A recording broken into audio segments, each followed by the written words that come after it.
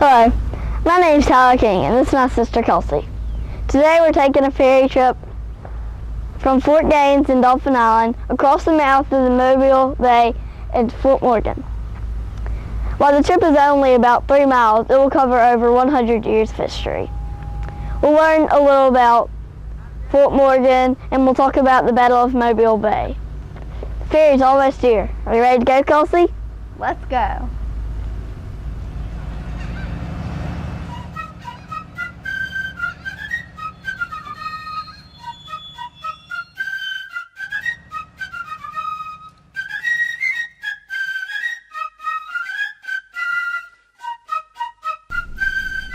Construction of Fort Morgan was begun in 1819. Because of its isolated location, there are many delays and it was not completed until 1834. Fort Morgan is a 5-sided masonry fortification. The fort is positioned at Mobile Point on the tip end of the Fort Morgan Peninsula. It is bordered by Mobile Bay to the north, the Gulf of Mexico to the south, and the Mobile Ship Channel and Dauphin Island to the west. The fort was built to protect the ship channel from invasion by enemy ships. The star shape of the fort allowed it to bring heavy fire upon an enemy fleet entering the channel. The fort was also designed with extensive land defenses to enable it to withstand a siege from the east. In 1833, the fort was named for General Daniel Morgan, a Revolutionary War hero who fought with George Washington. Morgan County, Georgia is also named after General Morgan. The fort is entered through the pass of iron which goes through the glacis.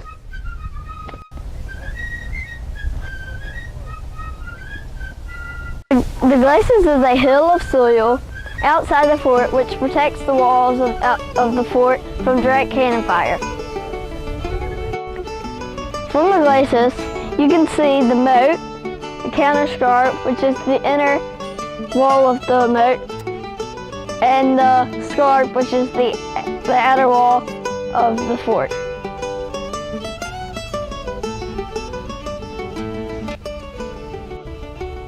Enemy soldiers in the moat face deadly crossfire from these openings in the fort.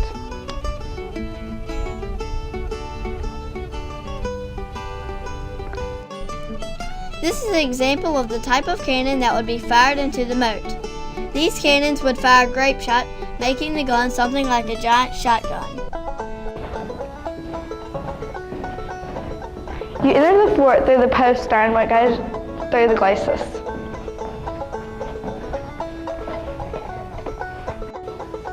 These arched rooms are called casemates. Casemates were originally designed to protect gun positions. Few cannons were ever mounted in the casemates. Instead, they are used for storage of food and equipment and occasionally for living quarters. Let's take a closer look at some of the casemates. This casemate was used as a supply store.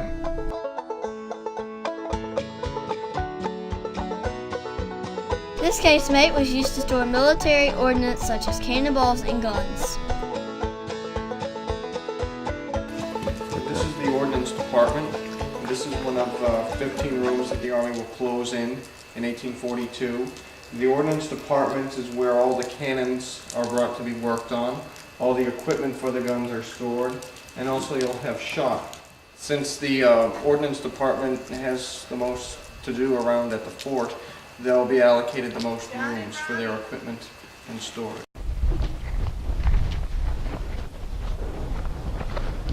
This structure is called a cistern.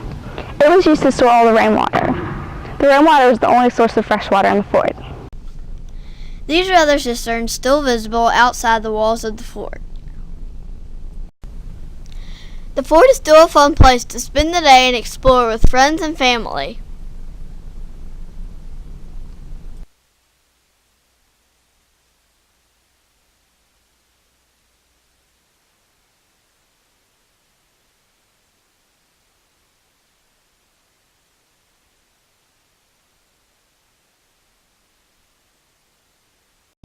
Up until the Battle of Mobile Bay, the citadel stood in this location. It housed the soldiers who lived in the fort. During the Battle of Mobile Bay, The citadel sustained severe damage and was later removed. This is all that remains of the brick structure. The side of the fort that faces the entrance to the bay had gun batteries located on the glacis. This battery was supported by a hot shot furnace. This is the hot shot furnace. The hot shot furnace is an oven designed to heat cannonball red hot. These were then fired from the cannon with the hope of setting wooden ships on fire. The invention of the ironclad caused this tactic to become obsolete. The steps into the moat are narrow, so it will be difficult for the enemies to get into the fort. On the morning of February 12, 1861, Reverend Leslie Devotee fell off the engineer's wharf. He was swept out by a rising tide and drowned. He thus became the first soldier to die in the Civil War. He was also the founder of the SAE fraternity at the University of Alabama. The naval blockade was a crucial part of what the North called the Anaconda Plan. This strategy was intended to squeeze the Confederacy until it finally surrendered. The South was forced to resort to using blockade runners to get needed supplies to southern ports. As the war progressed, blockade running became more and more difficult in the face of a superior Union Navy. To help counter this, the South introduced the use of torpedoes. In early morning of August 5, 1864, Union Admiral David Farragut began his attack on Fort Morgan in Mobile Bay. Aware of the dangers near Fort Morgan, Farragut ordered his ships to stay east of the easternmost buoy. He believed there were torpedoes and other obstructions between the buoys. Unfortunately, the lead ironclad, USS Tecumseh, was unable to avoid danger, struck a mine, and sank to the ocean depths where it remains today. When Farragut was informed that the fleet had encountered torpedoes, he uttered the now famous phrase, "Damn the torpedoes," in full speed ahead. And thus the battle ensued. Seeing that the Tecumseh had been sunk, the Brooklyn, which was the second ship in line, began to back up. Farragut saw that his fleet was about to be stuck in the channel and be subjected to the full force of the guns of the fort. He ordered the fleet to continue forward. No additional Union vessels were sunk by mines, and when they entered the bay, the heavily outmanned Confederate fleet was doomed. The ironclad Tennessee fought valiantly, but was forced to surrender, and the battle was over.